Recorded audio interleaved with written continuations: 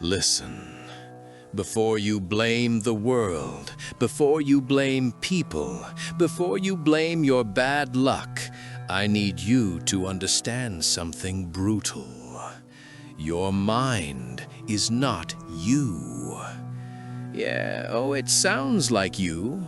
It uses your voice. It knows your memories. It knows your fears. It knows exactly where your wounds are, and it presses them every single day. And the crazy part? You still trust it. You still listen, like it's a friend, like it's trying to help you. But no, your mind doesn't always protect you. Sometimes it hunts you. It replays the worst moments. It drags old pain back into the room like it happened yesterday. It makes one mistake feel like proof you're a failure. One rejection feel like proof you're unlovable. One lonely night feel like your whole life will end like this. And you don't even realize it's happening because you've been living inside your head for so long. You think the suffering is normal. But let me ask you something. How many battles have you lost that nobody even saw? How many times did you smile in public while your mind was killing you in private? How many nights did you lay there, staring at the ceiling, not because you were tired, but because your thoughts wouldn't stop screaming? See, this is what people don't get. The enemy isn't outside anymore. It's not the people who hurt you. It's not the ones who betrayed you. It's not the ones who left you. The real enemy, it moved in. It lives inside your skull. And oh, it doesn't need permission. It attacks you when you wake up. It attacks you when you're alone. It attacks you when you're quiet, because silence makes you hear it. And that's why you keep staying distracted. That's why you keep scrolling. That's why you keep running. Because if you sit with yourself for too long, your mind turns into a courtroom and you become the one on trial. So listen carefully. If you want to win your life back, you don't start by fighting the world. You start by realizing this. Your mind is not you, and you don't have to obey it. Your mind doesn't start by screaming. Oh no, it starts subtle, quiet, polite, like it's just thinking, like it's being careful, like it's being smart. But that's the trap, because overthinking isn't intelligence, it's poison that pretends to be protection. It doesn't feel like an attack at first. It feels like you're figuring things out, like you're processing, like you're just trying to understand. But really, you're drowning. You replay the same conversation 100 times. You analyze a text message like it's evidence in court. You read tone in someone's silence. You assume meaning in everything. You create entire stories from one small moment. They didn't reply fast. You convince yourself they don't care. They said okay instead of sure. You convince yourself something is wrong. They didn't smile the same way. You convince yourself you're being replaced. And you know what's sick? You don't even wait for reality anymore. Your mind fills in the blanks. It writes the ending before the story finishes. Because overthinking isn't trying to find truth, it's trying to find. Your mind doesn't start by screaming. Oh no, it starts subtle, quiet, polite, like it's just thinking, like it's being careful, like it's being smart. But that's the trap. Because overthinking isn't intelligence, it's poison that pretends to be protection. It doesn't feel like an attack at first. It feels like you're figuring things out, like you're processing, like you're just trying to understand. But really, you're drowning. You replay the same conversation 100 times. You analyze a text message like it's evidence in court. You read tone in someone's silence. You assume meaning in everything. You create entire stories from one small moment. They didn't reply fast. You convince yourself they don't care. They said okay instead of sure. You convince yourself something is wrong. They didn't smile the same way. You convince yourself you're being replaced. And you know what's sick? You don't even wait for reality anymore. Your mind fills in the blanks. It writes the ending before the story finishes. Because overthinking isn't trying to find truth, it's trying to find pain first, so pain can't surprise you later. That's why it feels like control. If you hurt yourself early, nobody else can hurt you worse. So you stay trapped inside your own head. And the more you think, the weaker you get. Because thinking too much kills action. Thinking too much kills peace. Thinking too much kills confidence. It turns simple life into a battlefield. And oh, the worst part. Overthinking makes you exhausted without doing anything. You didn't run a mile, but your chest is tired. You didn't lift weights, but your brain is sore. You didn't fight anybody, but you feel bruised because you fought yourself all day in silence.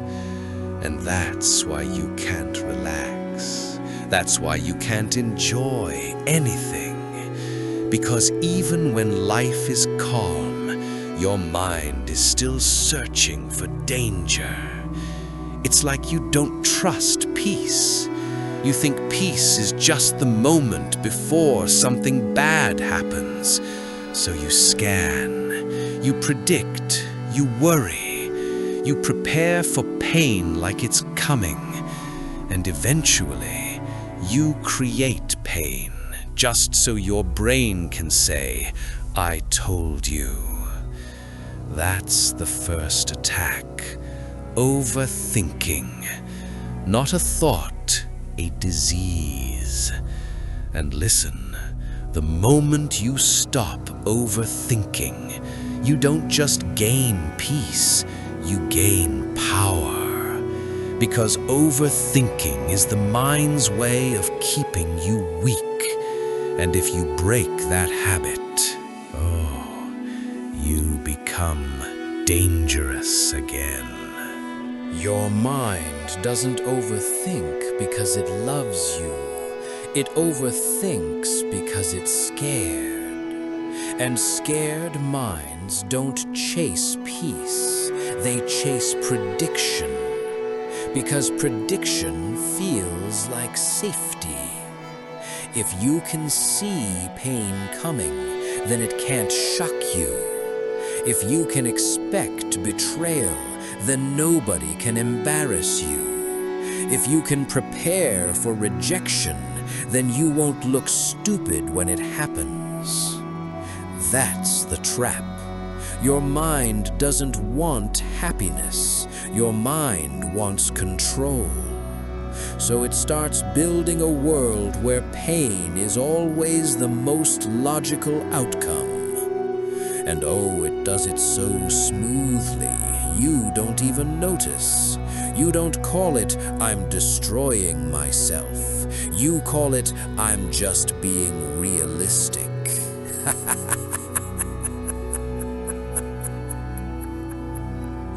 Realistic? No, you're being traumatized because trauma teaches you something dirty. It teaches you that calm is suspicious. It teaches you that love always has an ending. It teaches you that good moments are temporary, and the moment you enjoy something too much, life will take it away to humble you. So your mind starts doing what it thinks is survival. It predicts pain early so you can't be surprised later. It says, don't get attached, don't trust them, don't hope too much, don't relax, don't celebrate, don't fall in love, don't speak up, don't be seen. Because if you're seen, you can be rejected. If you hope, you can be disappointed. If you care, you can be hurt. So your mind chooses the one thing it can control. Your expectations. It lowers them. It kills them. It buries them. Not because you don't want more, but because your mind thinks wanting more is dangerous. And this is what happens next. You start living in defense mode. Even when nothing is happening, your body is tense. Even when you're safe, you're bracing. Even when people love you, you're waiting for the moment they change. You're not living, you're monitoring. You become addicted to the idea of what if. What if they leave? What if they don't reply? What if they're lying? What if I'm not enough? What if they replace me? What if I fail? What if I embarrass myself? And the problem is, your mind will always find a what if, because pain is predictable, but peace is uncertain. Your mind knows pain. It doesn't know peace, so it chooses the familiar one. That's why you keep sabotaging good things, because your mind would rather destroy something yourself than wait for someone else to destroy it first. It would rather say, I left before they left. It would rather say, I didn't care anyway. It would rather say, I wasn't even serious, because that gives you the illusion of control. But what you don't realize is, you're not protecting yourself. You're training yourself to suffer even when life is quiet. You're choosing pain early, so pain can't surprise you later. And that's why your mind feels like an enemy, because it keeps predicting pain. Not because pain is guaranteed, but because pain feels safer than hope. Your mind doesn't just think, it replays. And oh, this part is deadly, because it doesn't replay to help you heal. It replays to keep you trapped. It becomes a loop, a prison with no walls, a punishment you don't even realize you're serving. You'll be sitting there doing nothing, and suddenly your brain drags you back. That one moment, that one sentence, that one look, that one betrayal, that one time you were ignored, that one time you were embarrassed, that one time you loved someone and they made you feel small. And your mind plays it again, like it's trying to find something, some hidden detail, some missing clue, some if I had done this differently that would have saved you. But it never saves you. It only hurts you again. You don't relive memories. You bleed from them. And what's sick is, your mind starts using memories like a weapon, not against them, against you. It whispers, "See, you're stupid. See, you trusted again. See, you always get played. See, you're not enough. See, you deserved it. See, this is why you should never open up." And you sit there like, "Haha, why am I like this?" But you're like this because your mind turned pain into a routine. It turned regret into entertainment. It turned guilt into identity. It turned trauma into your daily soundtrack. And the loop looks innocent at first. You call it, "I'm just thinking. I'm just reflecting. I'm just learning from my mistakes." No, you're self-punishing. You're forcing yourself to re-feel pain because part of you believes you deserve it. Or worse, part of you believes that if you hurt yourself first, the world can't hurt you harder, so you beat them to it. You insult yourself before anyone else can. You blame yourself before anyone else can. You replay the shame before life surprises you with it again.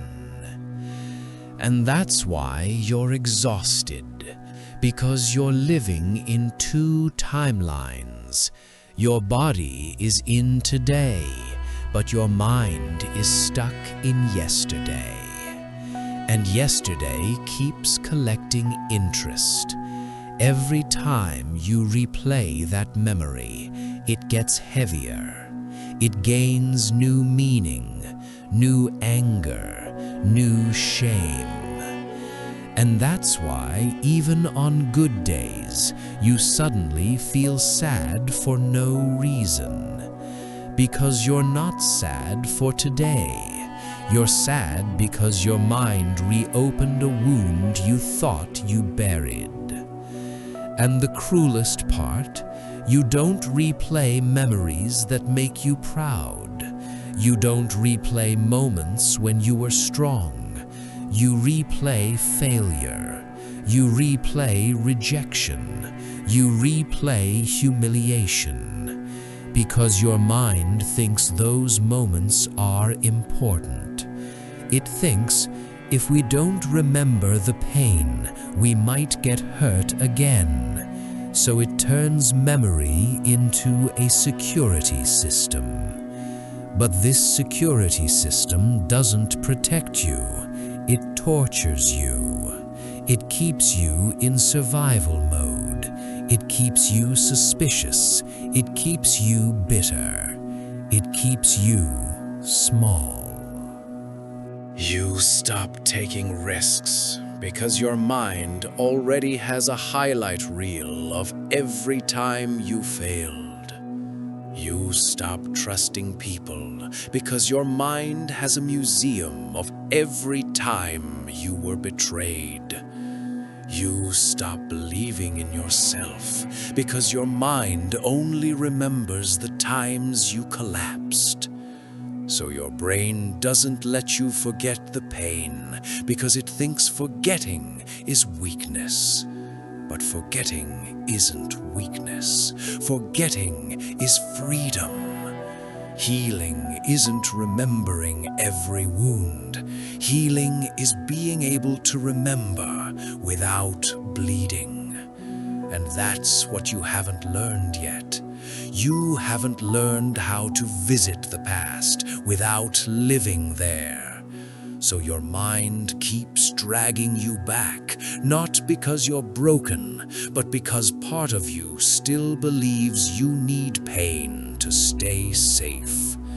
And that belief is what keeps you trapped. Because the loop is not your enemy. It's your unhealed part screaming, "I don't trust life. I don't trust people. I don't trust myself." So it punishes you to make sure you never feel hope again. Because hope Hope was what embarrassed you, and your mind would rather keep you miserable than let you hope and lose again. That's why your mind feels like your enemy, not because it hates you, but because it learned the wrong way to protect you. And now, you have to unlearn it, or this loop will keep stealing your life, one replay at a time. Your real enemy isn't the world. It's the voice inside your head that sounds like you. And oh, that's the scariest part, because if it sounded like a stranger, you'd fight it. If it sounded like an enemy, you'd ignore it. If it sounded like a hater, you'd block it. But it doesn't. It sounds calm. It sounds logical. It sounds like reason. It sounds like truth. It sounds like you. So you believe it. That voice doesn't scream. It doesn't shout. It whispers, "You're not ready. You'll mess it up. They don't really like you. Don't try. You'll look stupid. Don't speak. You'll regret it. Don't trust. You'll get played." And you nod, like, "Yeah, that makes sense." It's insane how convincing it is, because it isn't just a voice. It's a memory pretending to be wisdom. It's old pain wearing the mask of intelligence. It's trauma speaking in your language. That voice learned how to survive by watching your worst moments. It memorized the patterns.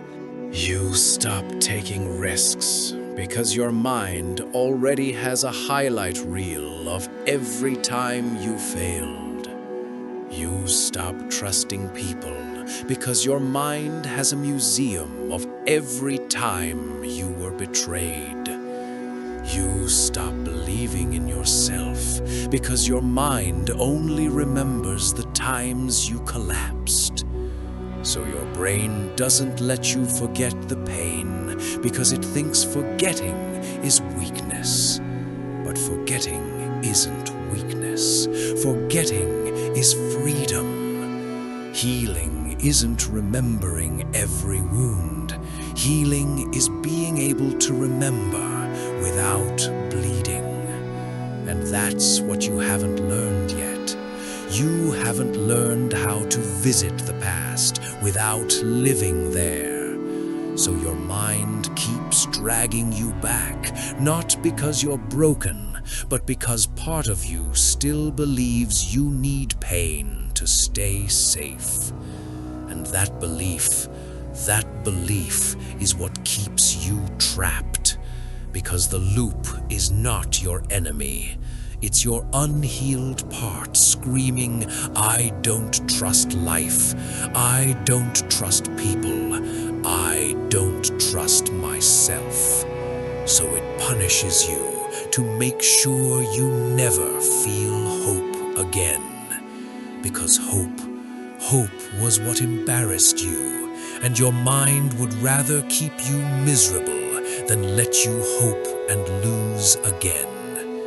That's why your mind feels like your enemy, not because it hates you, but because it learned the wrong way to protect you. And now, you have to unlearn it, or this loop will keep stealing your life, one replay at a time. That's why you don't need anyone to destroy you anymore. You do it yourself. You sabotage opportunities before they even begin. You reject yourself before anyone else can. You shrink before the world asks you to. Because that voice has one main goal: avoid humiliation. It would rather keep you small and safe than risk you being seen trying. That's why you procrastinate. That's why you overthink. That's why you hesitate. That's why you keep preparing but never acting. Because the voice says, wait until you're perfect.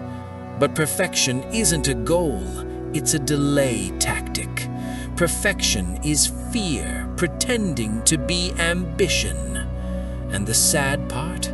You think that voice is your intuition. You call it gut feeling. You call it being careful.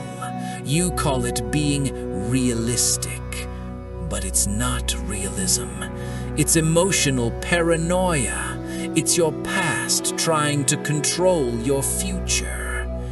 And oh, it gets worse. Because the voice doesn't just stop you from doing things, it attacks your identity. It makes you feel like your flaws are permanent, like your mistakes define you, like your worst moments are your true self. It doesn't say, You failed. It says, you are a failure. It doesn't say, you got rejected. It says, you're unlovable. It doesn't say, you were hurt. It says, you're weak. That's how it wins. It turns experiences into labels. And once your mind labels you, you start living like the label is your destiny. So the real enemy isn't the outside world, it's the inside voice that keeps rewriting your story with poison ink. And the only way to beat it is to recognize something brutal. That voice may sound like you, but it's not you.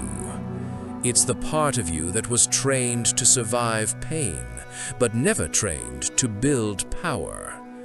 So now, you have to become the new voice, the one that speaks truth without cruelty, the one that corrects your mind instead of obeying it. Because if you don't, that voice will keep steering your life, and you'll wake up years later realizing you weren't defeated by enemies. You were defeated by yourself. Awareness is where the whole war changes. Because before awareness, your mind runs you like a puppet. It pulls strings and you don't even notice. You feel anxious and you think it's life. You feel insecure and you think it's reality. You feel low and you think it's truth. But once awareness hits, oh, now everything changes. Because now you're not just thinking, you're watching yourself think. And that's power. That's the moment you stop being the victim of your own brain. That's the moment you stop drowning in thoughts and start standing above them like, wait, why am I even believing this? Awareness is you catching the lie in real time. That's the difference between someone who stays stuck and someone who escapes. Because the enemy survives in darkness. Your mind's poison survives when you don't question it. But awareness is like turning the lights on in the room, and suddenly you see the truth. That voice in your head isn't you. It's a pattern, a reflex, a script. And you can interrupt a script. That's the moment you realize your mind isn't a commander. It's a machine, and machines can be reprogrammed. So awareness looks like this. You notice the thought, they don't care. And instead of spiraling, you pause, you breathe, and you say, that's the old story again. You notice the thought, I'm not enough. And instead of collapsing, you label it. You say, that's my insecurity talking, not reality. You notice the thought, don't try, you'll fail. And instead of obeying, you challenge it. Not with fake positivity, with accuracy.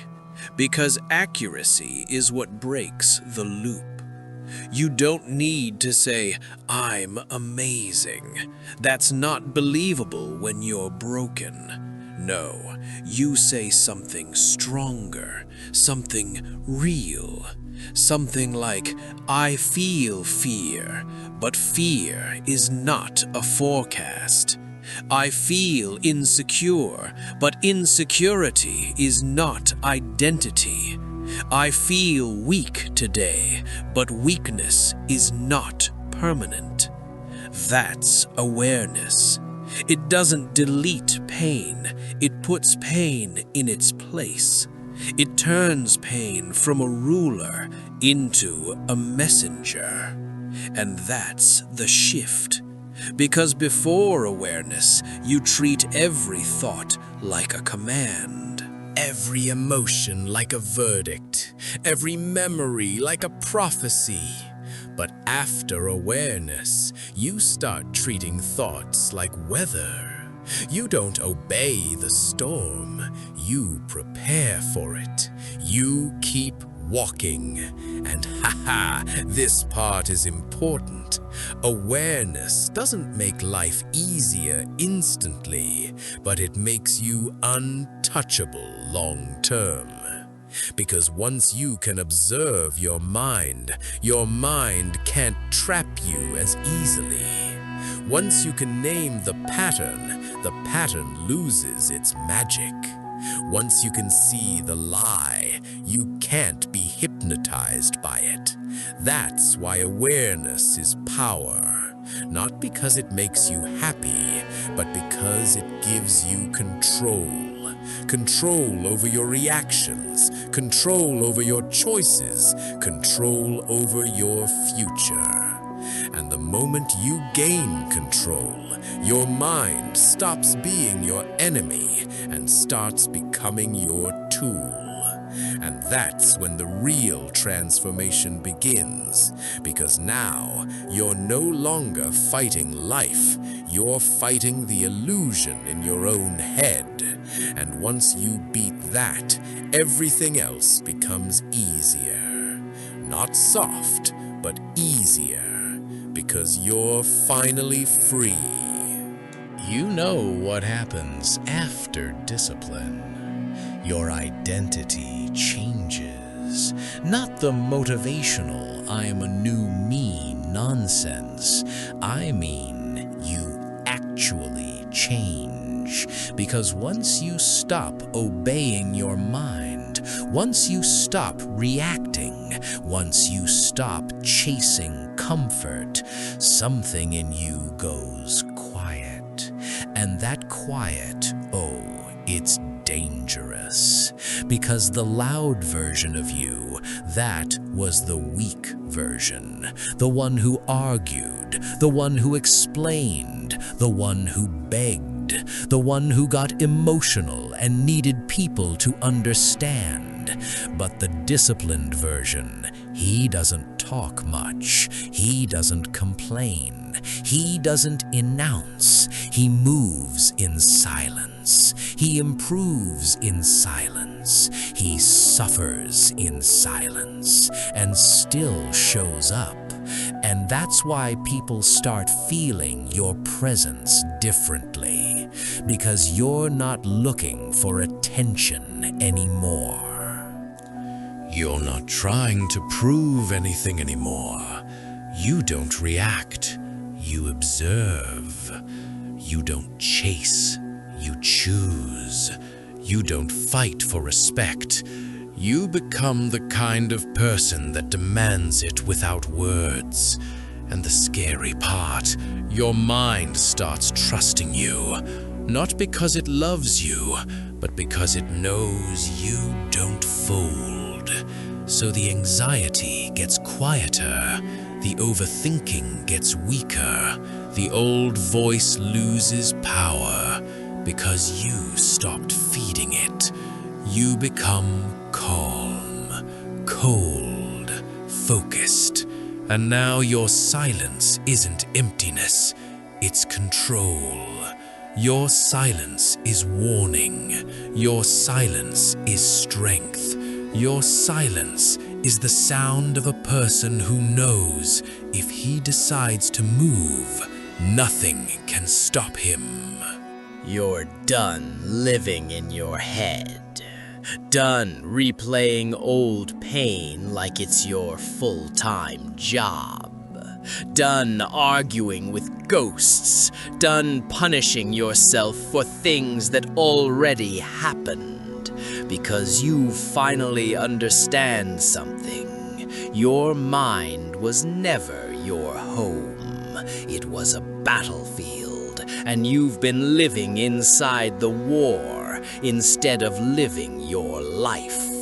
So here's the oath. When the thoughts return, you don't follow them. You don't chase them. You don't entertain them.